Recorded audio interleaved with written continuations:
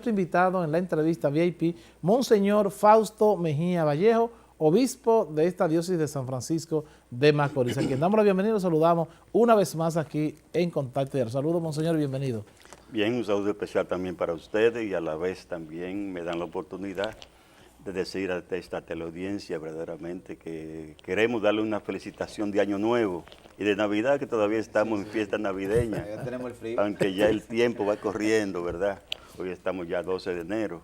Y Año Nuevo, naturalmente, uno dice, ¿de qué se diferencia 2017, 2016? La misma horas, el mismo sol, el mismo trajinar.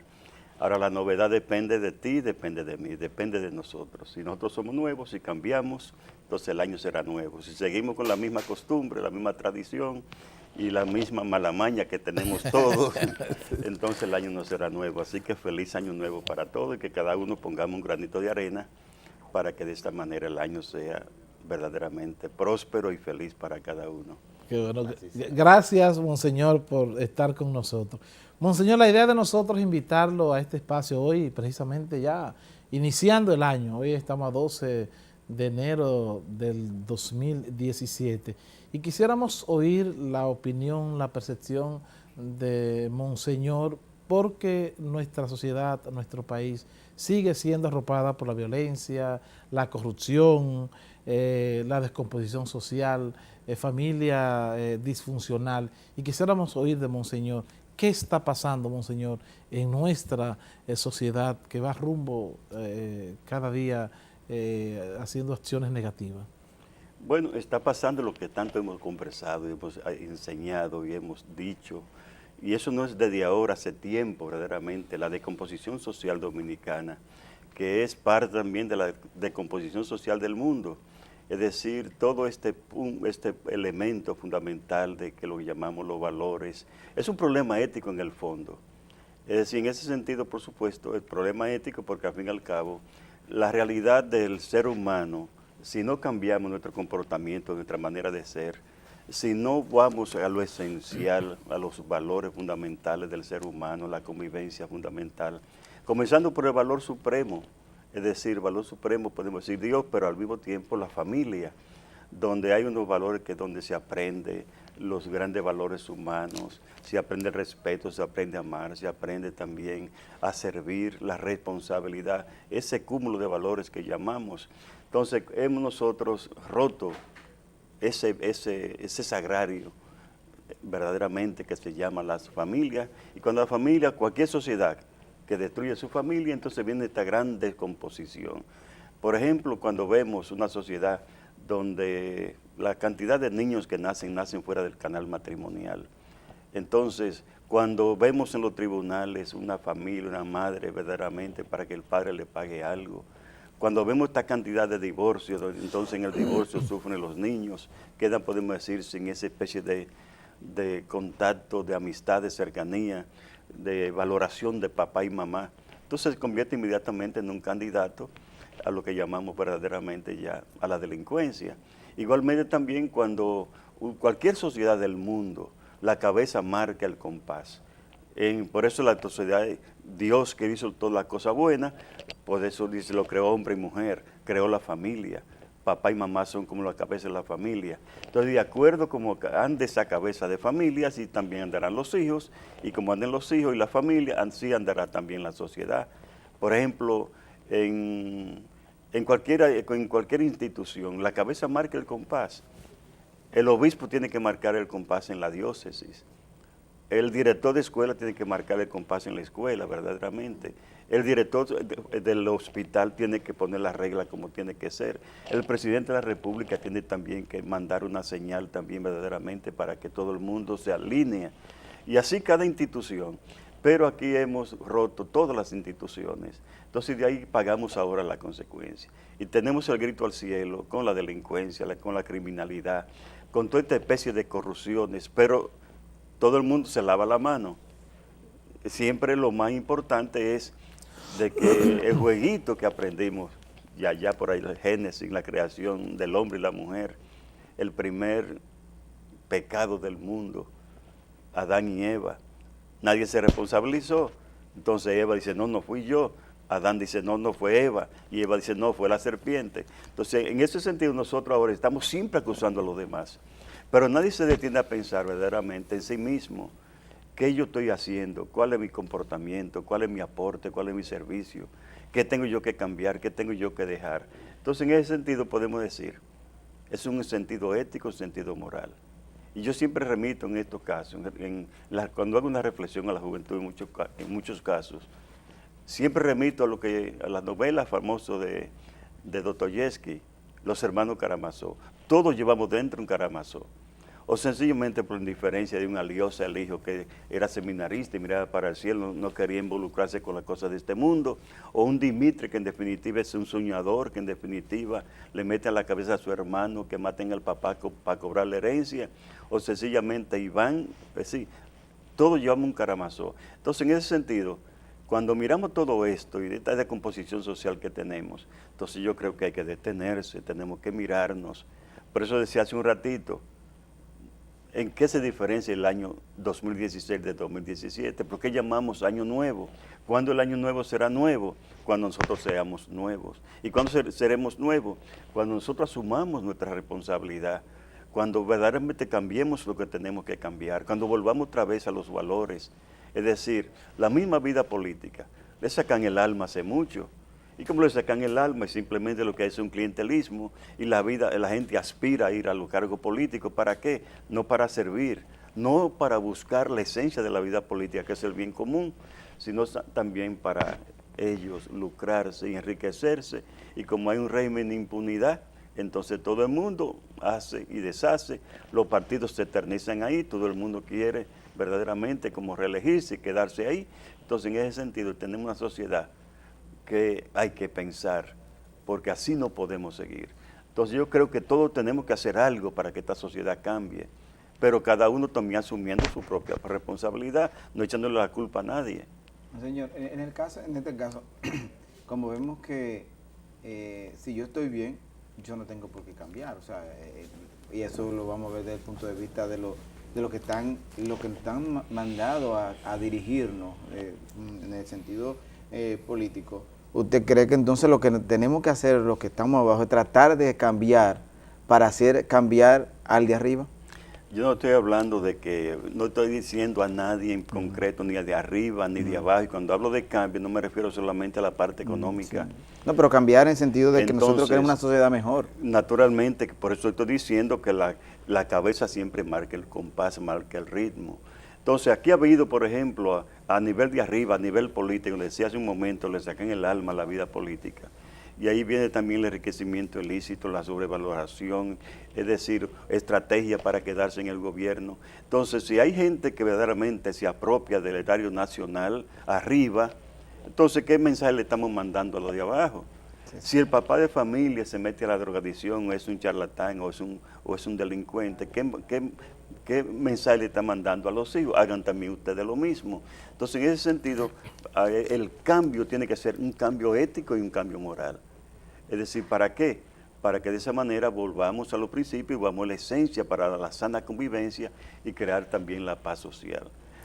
¿Entiendes? Monseñor, usted decía al principio, y hasta cierto punto eso podría tal vez generar hasta alguna tranquilidad, que esta situación que está viviendo no solamente la República Dominicana, sino el mundo obedece a la misma situación de la humanidad. Bueno, eso me da tranquilidad. Pero en el caso particular nuestro, donde esas áreas que yo mencioné, corrupción, familia disfuncional, violencia, que son tal vez características en este momento nuestras porque ocupamos los primeros lugares en el mundo en corrupción. Ahora recientemente, me imagino que es una nueva área que nos van a ubicar como tener funcionarios mejor pagados del mundo. O sea, en ese aspecto estamos ocupando los primeros lugares. Y ese cambio que usted dice debe venir, o sea, cambiar nosotros y a su vez vamos a cambiar la sociedad misma. ¿Cuándo entiende, Monseñor? Porque muchas veces, decía hace años oí a alguien decir que nosotros, por ejemplo, los dominicanos, somos muy teóricos y somos muy dados a cuestionar y a criticar y a aportar pocas soluciones. ¿Cuándo entiende, Monseñor, que podría llegar ese momento de nosotros pues experimentar ese cambio? Claro está, después de hacerlo nosotros mismos. Naturalmente que cuando hablamos en términos genéricos, eso también puede ser muy peligroso, porque al fin y al cabo no se trata, cuando yo digo, es una situación mundial, pero tampoco podemos nosotros como comenzar a compararnos, sino enfrentar nuestra propia situación, que es la que nos está perjudicando a cada uno de nosotros. El cuándo podemos, yo no soy adivino, pero sí todo el mundo estamos muy conscientes, hasta las personas menos letradas estamos muy conscientes de que hay muchas cosas que hay que cambiar y que tenemos que cambiarlas, por supuesto. Entonces, en ese sentido, yo pienso que es el volver poco a poco. Yo te voy a poner un caso concreto. El 4% por la educación fue un movimiento que se creó aquí, casi espontáneo, pero todo el mundo hizo conciencia y todo el mundo aportó. Ahí no se tiró una piedra, no se maltrató a nadie, pero sin embargo el pueblo también se unificó en torno a un propósito común. Entonces, el camino naturalmente para los cambios de los pueblos justamente tiene que ser eso mismo. Es decir, lo primero es la toma de conciencia. Yo creo que aquí la gente, aunque todo el mundo hablamos y decimos y denunciamos, pero cuando a la hora llega la hora también de aportar y de esforzarme y de dejar también mi mala costumbre o sencillamente mi beneficio personal, entonces en ese sentido no tenemos la disponibilidad. Pero le queda a uno siempre como ese sentido de esperanza. Los cambios lo hacen no la masa entera, sino sencillamente hombres y mujeres, ese reto santo que decimos, que son los que van a tomar la conciencia, van a echarla hacia adelante y al mismo tiempo eso van a ir arrastrando también a otros. Hemos empezado, aunque hemos caído verdaderamente, penosamente, casi a nivel educativo, un deterioro terrible a nivel moral. Es una realidad terrible, que una cosa influye en la otra. Cuando un pueblo abandona su educación, y cuando hablo de educación me refiero a la más importante, que es la educación familiar, donde se aprenden los valores y se aprende el comportamiento y la responsabilidad y la honradez. Entonces, cuando un pueblo verdaderamente abandona su educación, entonces ahí vienen todas las secuelas para que se den también todo lo que llamamos esos comportamientos anómalos que tenemos. Entonces yo pienso que en ese sentido el cambio tiene que darse en un pueblo, lo salva el mismo pueblo.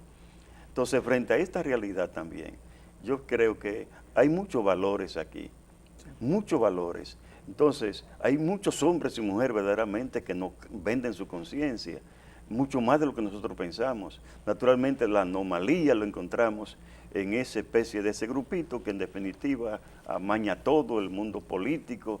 La gente también le ha cogido miedo a la misma vida política, porque al fin y al cabo mucha gente dice, yo no voy a entrar ahí, a esa especie también. Lo tildan a uno. ¿Entiendes, no? Entonces no debe ser, monseñor. No debe ser. Incluso cuando uno insiste, por ejemplo, en los cristianos, deberíamos o debemos entrar a la vida política, pero sobre todo cuando la vida política se le dé el giro. Pero ¿quién se lo va a dar también? Tenemos que dárselo nosotros. Su entrada o la entrada de esa parte de la sociedad hay que entrar es parte dentro, del giro. Entrar dentro para el aporte que tenemos que dar cada uno. Entonces, en ese sentido, pues, no podemos decir tampoco ser tan pesimistas. Se van dando pasos. Por ejemplo, cuando uno mira el 4%, es un pasito que se ha dado. Los frutos no se verán ahora. Todavía hay mucha anomalía, 20.000 cosas. Y es penoso, por ejemplo, un elemento tan decisivo para el desarrollo de un país. Las mismas construcciones, cómo se amañó y cómo se va llevando, y el interés de alguno, y vender el solar, y hacer el edificio que para ganar más, ponerle no lo adecuado en la estructura. Es todo una especie de tramposidad, pero entonces no hay quien controle y vigile todo ese mundo de realidades, porque nos vamos de un lugar a otro como haciendo exactamente lo mismo. Pero de todos modos, eso, el sistema educativo, por lo menos empezamos. Nadie puede decir ahora, arguir que no hay fondos para la educación. Hay fondos para la educación. Se van haciendo, podemos decir, ya algunos pininos, se van formando profesores, se va haciendo también todo un trasfondo, que a la larga, ese para mí como la esperanza, de que eso a la larga terminará siendo muy positivo. Pero los frutos, no, eso no es cuestión de 5 o 6 años, 10, 15, 20 años. Los países que hoy verdaderamente están como en la altura del desarrollo es porque comenzaron con su sistema educativo, a transformarlo todo.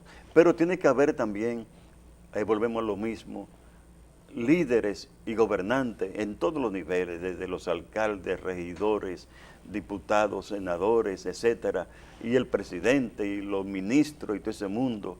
Tienen que haber gente que vayan con una conciencia de servicio y no simplemente. Pero estamos otra vez.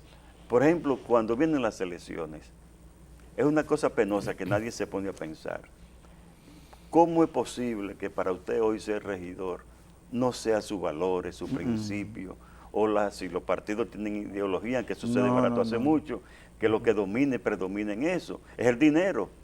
Entonces, si usted invierte 10, 15, 20, 30, 40, 50 millones para ser diputado o ser senador, ¿qué le espera? Usted va a ganar la cuarta parte de eso. Tiene que sacar ese Entonces dinero. ya podemos decir, la corrupción está legalizada de antemano. Sí. Pero al mismo tiempo, ¿quién puede competir? No.